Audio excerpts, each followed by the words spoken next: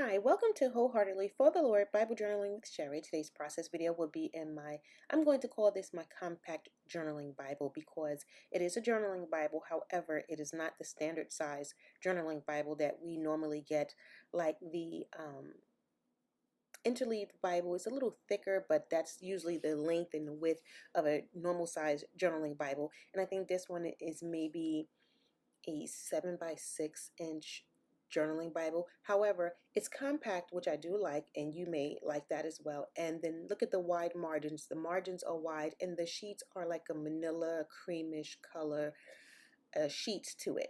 So I like to use this to, well, I like to use all of my journaling Bibles just to journal nuggets, and it seems like I've been journaling my Bible study nuggets right in here.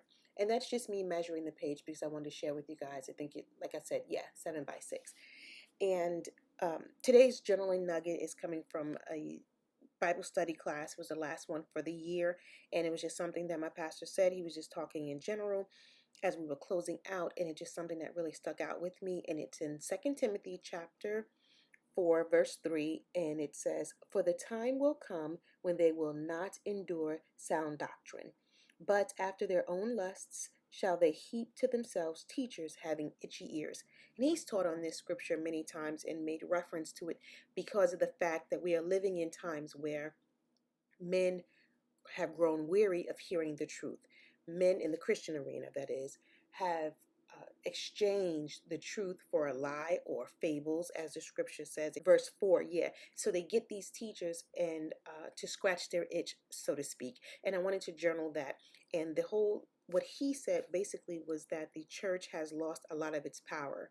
While the world has gotten more wicked, the church has gotten weaker since the book of Acts. It's just gotten more and more weak because men are not loving truth, which is just prophecy. He said there will come a time when they won't endure sound doctrine. After class, I looked at this verse again and I just began thinking about it like, wow. And so of course I looked it up, and you got the Greek and the Hebrew definitions of some of the words in there and the general understanding more of what that word means or what this scripture means. And Barnes helps me to understand this. He says, when they will not endure sound doctrine, that means healthy doctrine, doctrine contributing to the health of the soul or salvation.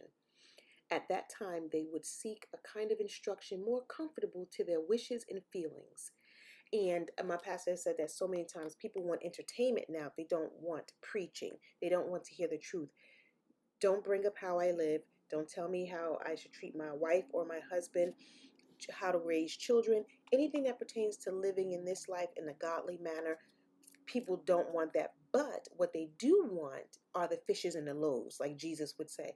They want the blessings. They want to claim this. They want to get that from God without obedience on top of it.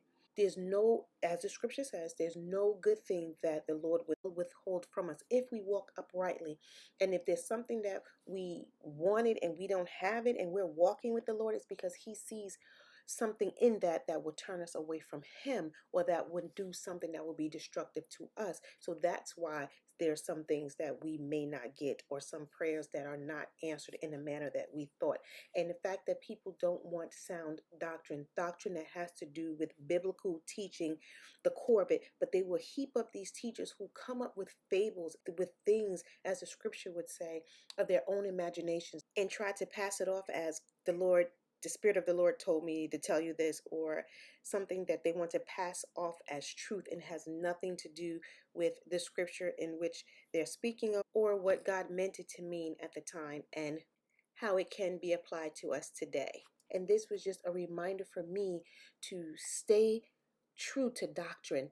Keep getting the teaching, keep hearing preaching that sound, things that are healthy for my soul.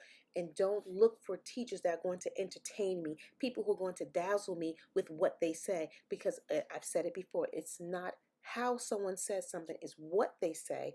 And then the context in which the scripture that they're repeating, how it's being used, is very important. And that's the kind of teaching that I come from. So I'm really strict when it comes to commentary and it comes to Greek and Hebrew Aramaic understanding of the scripture, because that's the context in which it was written in at that time. And to look at that outside of that, it's treading on dangerous grounds. And there's just so many things out there that are so unhealthy. And I can remember a time just coming to Christ where if it had Jesus on it, I was reading it. If someone said something about Jesus, I believed it, not checking it against the scripture. And then when I did read it in the scripture, I didn't get it in its context.